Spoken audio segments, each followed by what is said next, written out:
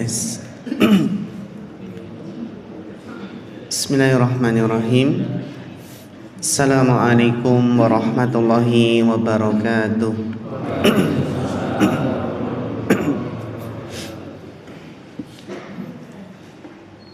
Innal hamdalillah nahmaduhu wa nasta'inuhu wa nastaghfiruh wa na'udzu billahi min syururi anfusina wa min sayyiati a'malina. Man yahdihillahu fala mudhillalah wa man yudlil fala hadiyalah. Asyhadu an la ilaha illallah wahdahu la syarikalah wa asyhadu anna Muhammadan abduhu wa rasuluh. Allahumma salli wa sallim wa barik wa an'im ala abdika wa rasulika Muhammadin wa ala alihi wa ashabihi wa man tabi'ahum bi ihsanin ila yaumiddin, amma ba'd. Ingkang kula hormati sesepuh bini sepuh, bapak-bapak, ibu-ibu, jamaah pengaosan Masjid Al-Ikhlas ingkang mugi-mugi tansah dipun rahmati Allah Subhanahu wa taala. Mas-mas, mbak-mbak, adik-adik ingkang kula tresnani, alhamdulillah kita bersyukur kepada Allah Subhanahu wa taala di subuh yang barokah ini kita masih diberikan kemudahan oleh Allah dalam thalabul ilmi, dalam rangka mempersiapkan bekal kita untuk suatu hari yang dinamakan dengan Yaumul Akhir. Kenapa dinamakan hari akhir? Karena la yauma ba'dahu, karena tidak ada hari setelahnya. Sehingga tentunya Bapak Ibu yang dirahmati Allah Subhanahu wa taala, selepas Ramadan kita harus tetap semangat dalam mengumpulkan bekal kita. Di antaranya adalah puasa Syawal. Sampun selesai dereng? Belum nggih? Syawalipun tinggal pinten dinten malih? Sekawan nggih. Nah. Kula nggih dereng rampung, tinggal setunggal melih. Mugi-mugi Allah Subhanahu wa taala paring kemudahan sehingga kita tetap saged istiqomah setelah Ramadan.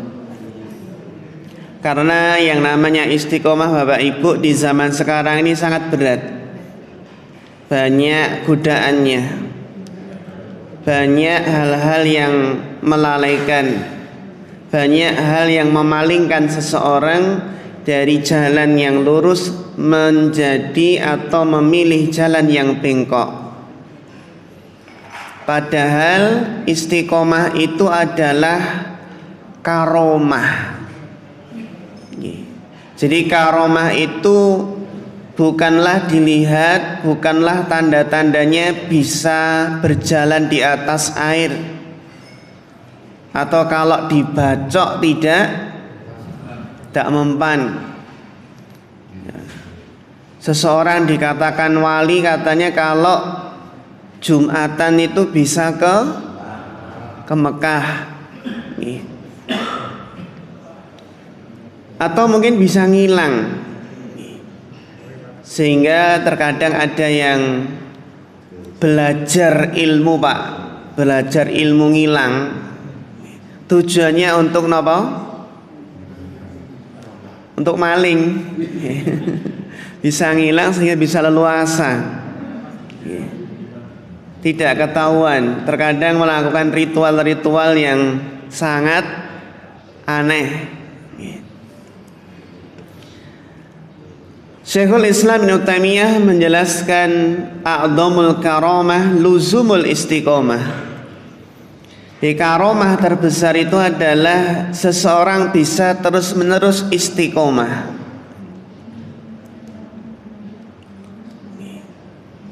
Sehingga istiqomah itu adalah sesuatu hal yang istimewa. Dan inti dari seseorang itu bisa istiqomah adalah dengan senantiasa merendahkan diri kepada Allah Subhanahu wa ta'ala. Para ulama menjelaskan istiqomah itu anugerah ilahiyah dan hibatun robbaniyah. Istiqomah adalah anugerah Allah, karunia dari Allah Subhanahu wa ta'ala. Seseorang itu tidak mungkin bisa ajak, bisa istiqomah kecuali semata-mata atas pertolongan Allah. Ketika ada seorang ulama yang bernama Abdullah Al-Qasimi, ulama yang mengarang kitab yang terkenal, banyak ulama yang memuji kitabnya, seorang yang ahlu tauhid, ahlu sunnah. Namun di akhir hayatnya menjadi ateis. Padahal ahli tafsir, ahli hadis, ahli fikih. Ketika Syekh bin Baz ditanya, "Wahai Syekh, ini seorang yang alim saja itu bisa menyimpang, bisa jadi ateis." Syekh bin Baz menjelaskan, barangkali bisa jadi tidak pernah ataupun sangat jarang berdoa minta istiqomah, jarang berdoa dengan doa yang sering dibaca oleh Nabi. Apa? Ya muqallibal qulub, tsabbit qalbi ala dinik.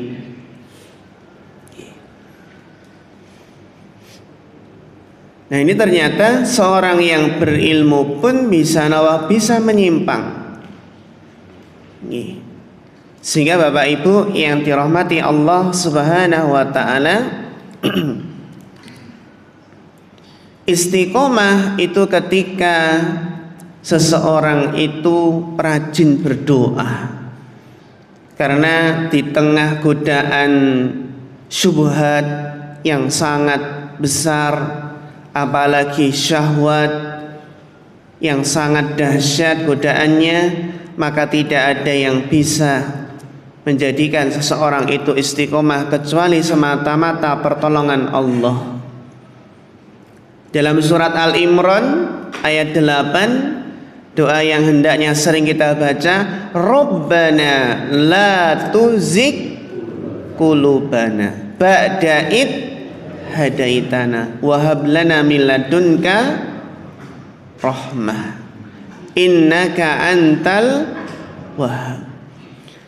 Rabbana la tuzigh qulubana, wahai Rabb kami, la tuzigh qulubana, jangan engkau jadikan hati kami condong kepada kesesatan. Ba'da id hadaitana, setelah engkau berikan petunjuk kepada kami. Nah, ini adalah doa yang sangat penting untuk senantiasa kita baca. Jadi senantiasa berdoa. Yang kedua, karena istiqomah itu berat, ternyata kunci istiqomah itu adalah ikhlas dalam beribadah.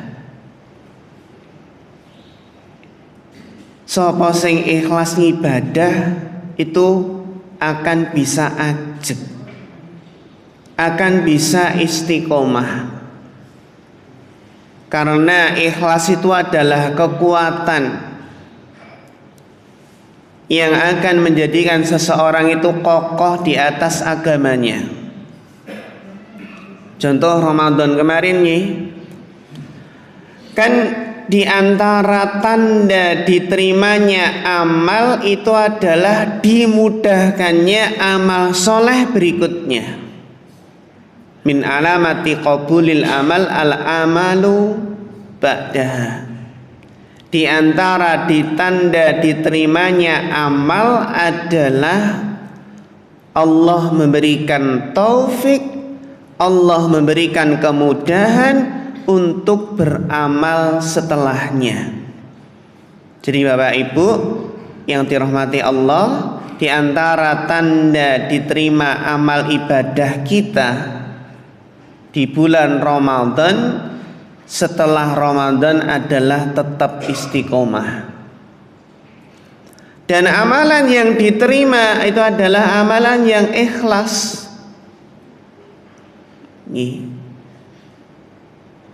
Beda kalau napa? Setelah Ramadan langsung menyimpang dari jalan yang hak, jalan yang benar, itu pun dikhawatirkan amalannya tidak diterima. Contoh, kita biasanya Ramadan itu sholat taraweh, sholat malam. Ketika malam Id, malam takbiran, Mbak, apakah kita kemarin masih sempat sholat malam? Atau bareng bakdo, laren sik tahajudnya ngeten nggih. Oh sesuk bakdo. Atau takbir keliling sampai larut sehingga nggak sempat sholat malam.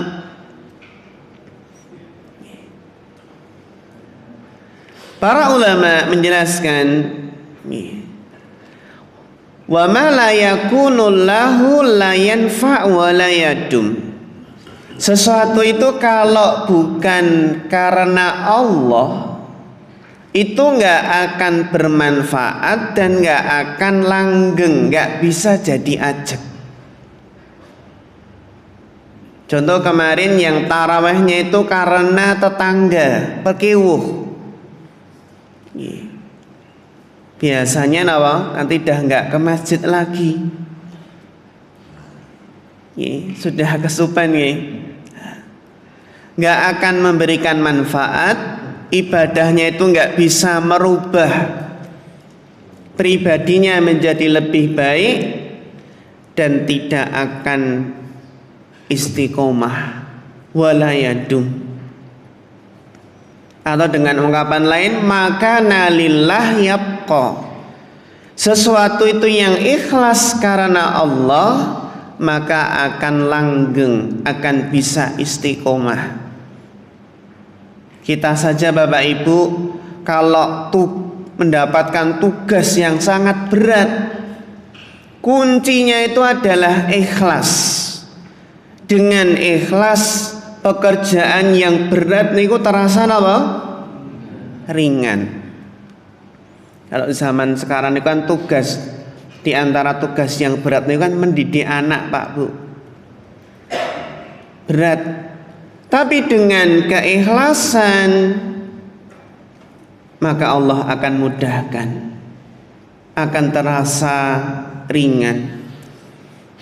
Sebaliknya, sesuatu tugas yang sebenarnya niku ringan, mboten terlalu berat, tapi kalau enggak ikhlas pripun?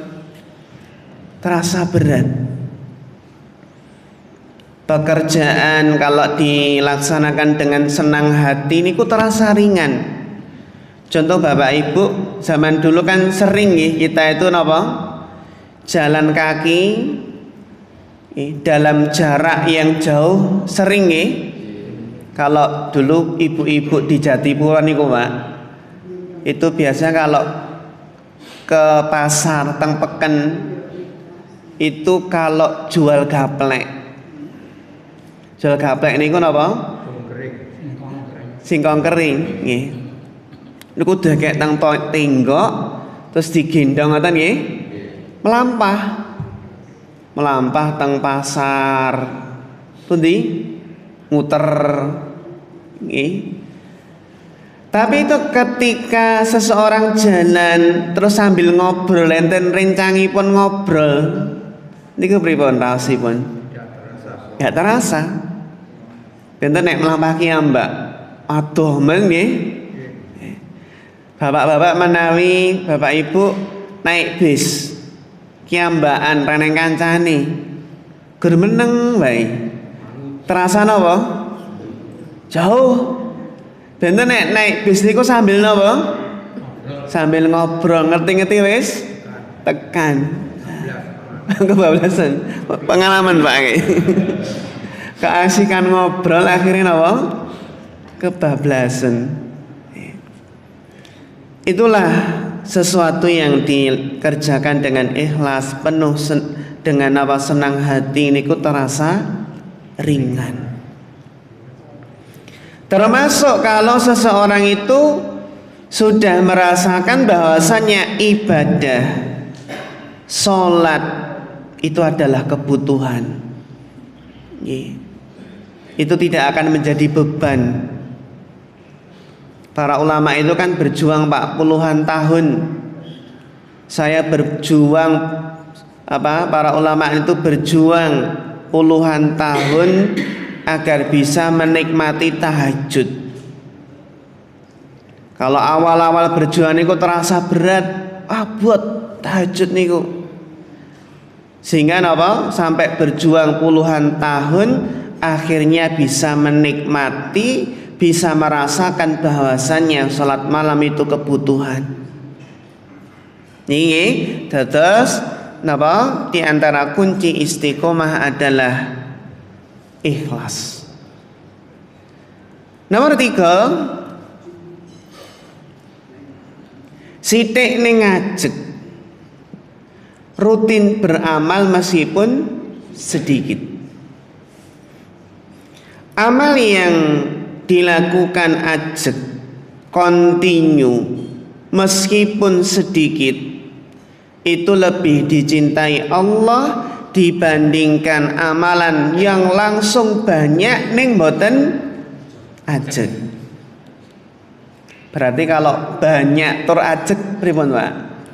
Wah, lebih baik nggih. Langkung baik. Masya Allah. Kathah tur istiqomah. Nah kita paling enggak nggih, alhamdulillah kita niku ngaos nggih, ngerawi pengaosan menika napa? Seminggu ping pinten Pak Bu? Ping kalih nggih. Niku nek ajeg Masya Allah. Seminggu ping kalih. Napa? Kamis kali Ahad. Nggih niku nek ajeg Masya Allah. Buktine ajeg napa? Nek jadwale jagung pripun? Ijen riyen ngoten nggih. Itunipun nek istiqomah niku nek mboten enten kepentingan sing mendesak sangat, berusaha ngajinipun nomor setunggal. Lagi jadwale goes niku pripun nih? Jadwale pun apa sepedaan. Tetap berusaha napa mengutamakan. Kalau ilmu itu sudah kita rasakan sebagai kebutuhan, kalau seminggu itu kita nggak ngaji Pak, terasa ada yang kurang. Kalau saat pekan tersebut kita nggak menghadiri majelis taklim, niku terasa ada yang kurang. Ya niki, sehingga Rasulullah SAW paring pangandikan ahabbul a'mali ilallah adwamuha wa in qalla. Amalan yang paling dicintai Allah adalah amalan yang kontinu, ingkang ajeg meskipun sedikit. Hadis sahih riwayat Bukhari Muslim. Ingkang kaping sekawan, bagaimana kita bisa tetap istiqomah di akhir-akhir bulan Syawal menika? Rajin muhasabah, rajin introspeksi diri. Merenung niku penting. Merenung niku penting sangat. Kira-kira setelah Ramadan kemarin bagaimanakah pengaruh gemblengan madrasah tarbiyah selama bulan Ramadan? apakah masih bisa tetap membekas di bulan Syawal ini? Kalau orang itu rajin muhasabah, rajin introspeksi diri, maka akan selalu berusaha menjadi lebih baik.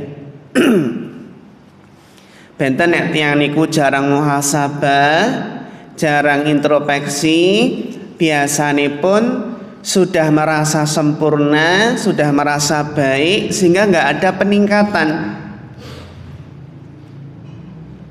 Ayat muhasabah niku napa? Wonten surat Al-Hasyr nggih, ayat 18.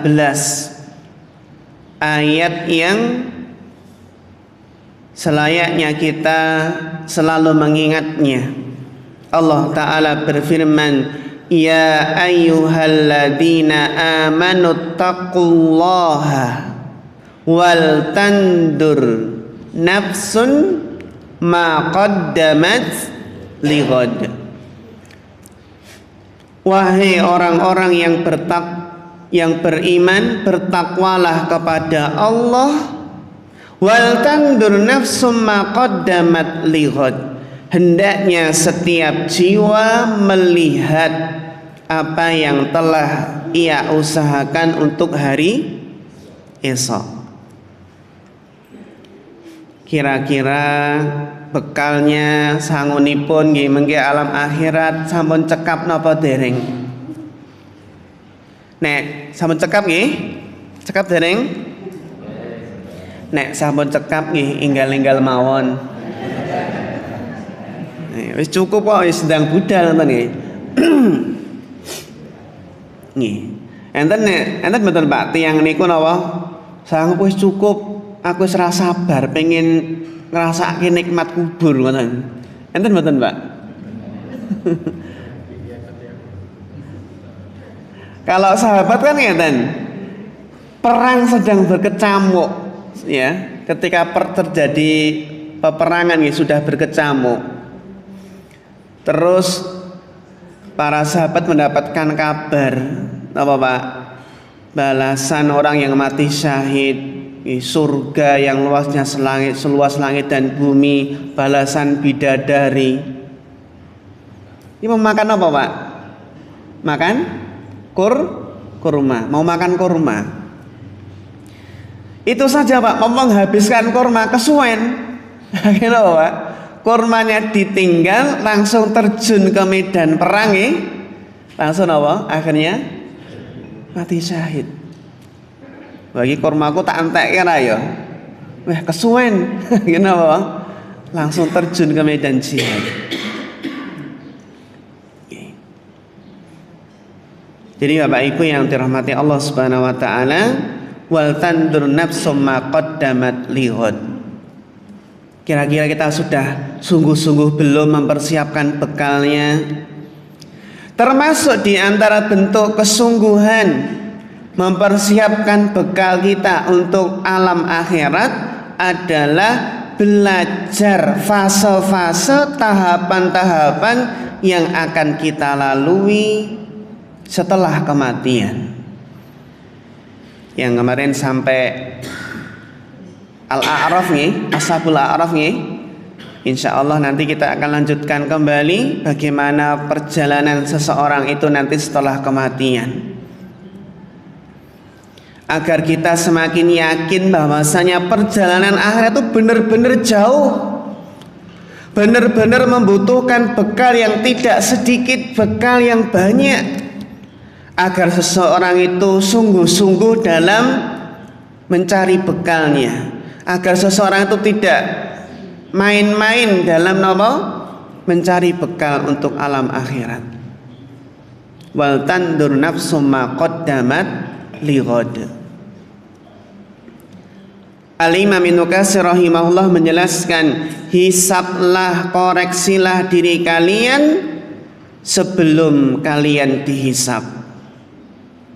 Siapkanlah amal soleh sebelum datangnya hari kiamat, sebelum kita menghadap Allah Subhanahu wa ta'ala. Kemudian yang terakhir, memilih teman yang baik. teman yang soleh.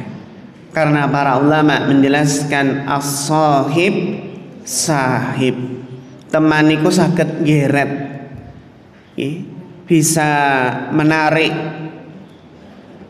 bisa sangat mempengaruhi. Betapa banyak orang baik menjadi jelek gara-gara teman yang buruk. Sehingga Bapak Ibu yang dirahmati Allah Subhanahu wa taala, ingin sekedik bagaimana kita itu bisa istiqomah dengan berusaha rajin berdoa. Rajin berdoa, kemudian apa Pak? Ikhlas dalam beribadah. Yang ketiga apa? Rutin meskipun sedikit. Yang keempat rajin muhasabah, dan terakhir senantiasa berteman dengan teman yang baik, yang soleh. Demikian, mudah-mudahan bermanfaat. Insya Allah nanti akan kita lanjutkan kembali bagaimana perjalanan kita nanti di akhirat, fase-fase yang masih akan dilewati.